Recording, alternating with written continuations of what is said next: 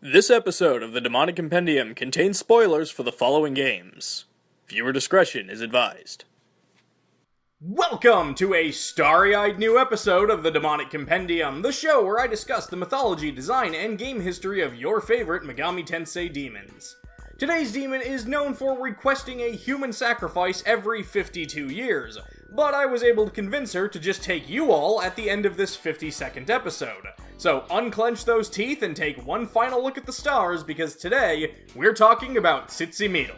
Tzitzimitl is an Aztec goddess of the stars, though apparently there is more than one of the specific celestial, since the plural name for them is Tzitzimitl. Sorry, I don't know how to pronounce things. Though there is a specific Queen Tzitzimitl known as Itzpapolatl, and why Megaten didn't just go with her, I'm not quite sure.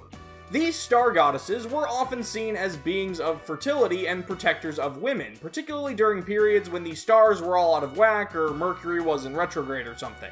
Of course, they were also sometimes seen as goddesses of the night and bringers of fear, so there definitely was a bit of imbalance in some of those places. What they were particularly well known for in Aztec culture was their long-running rivalry with the sun god, and it was believed that solar eclipses were caused by these warrior women attacking the sun, neutralizing it before beginning their attack on humanity at the end of that 52-year cycle I mentioned in the intro. Unlike many star goddesses, Tzitzimitl aren't portrayed as beautiful or angelic, but as ravenous skeletal women who wore dresses adorned with skulls and crossbones, which definitely fits more into their origins as symbols of fear and death. Tzitzimittl's compendium entry from Persona 4 refers to her as a goddess of Aztec myth who governs night and fear. She symbolizes death and evil. Her war with the sun god caused a catastrophic solar eclipse. She seeks a sacrifice every 52 years.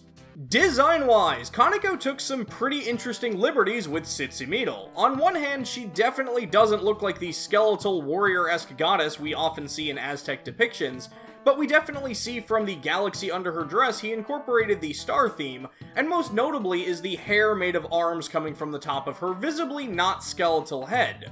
While not appearing exactly the same as in Kaneko's interpretation, many pieces of artwork of this demon do showcase it with multiple hands adorning their head. In one of his art books, Kaneko said with Tzitzimitl he wanted the arms to have an almost Medusa-like quality to them, and that the orbs are meant to represent planets under her control. It's kind of interesting that there are only 8 though. Did Kaneko know in advance that Pluto wasn't a planet? Like many demons Kaneko designed around this time, he definitely took inspiration from high fashion, and made Tzitzimitl an incredibly elegant demon.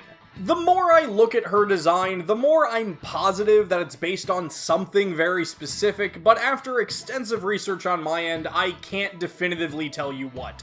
If her design is based on the cover art for the song Lady in Red, or some fashion show from Berlin, or the comic book character Woman in Red, or some other obscure piece of pop culture I've overlooked, feel free to let me know down in the comments.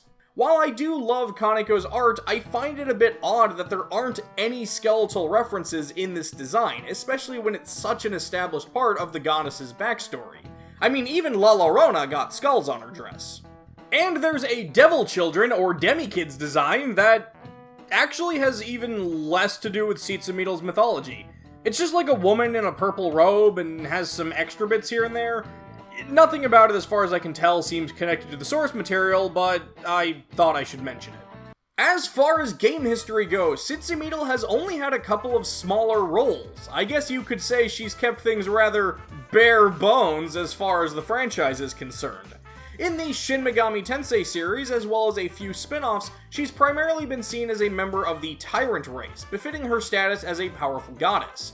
Which is mildly odd because Tyrants typically aren't assigned to group goddesses like the Tzitzimitl, but instead a solitary tyrant like Lucifer.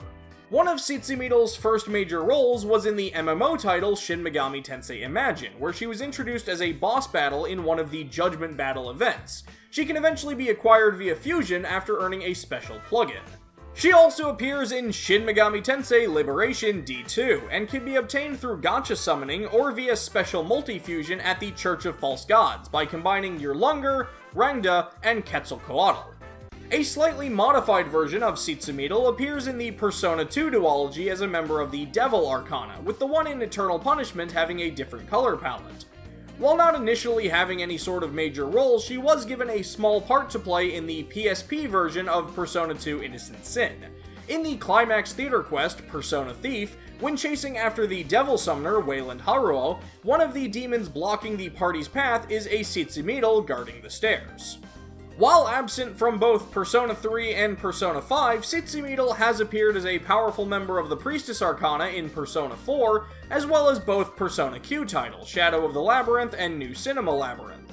Of course, why this Star Goddess of Death has never appeared as the Star or Death Arcana is beyond me. And so there you have it, Tzitzimitl, the scary celestial skeletal sadists of the starry skies still seeking that sacrifice. Did I leave out something you thought was important? Was I just plain wrong about something? Let me know in the comments below, and don't forget to let me know who you'd like to see me talk about in future episodes. That's going to do it for this episode of the Demonic Compendium, and I'll see you next time. But be careful while you rest that a demon doesn't take over your body.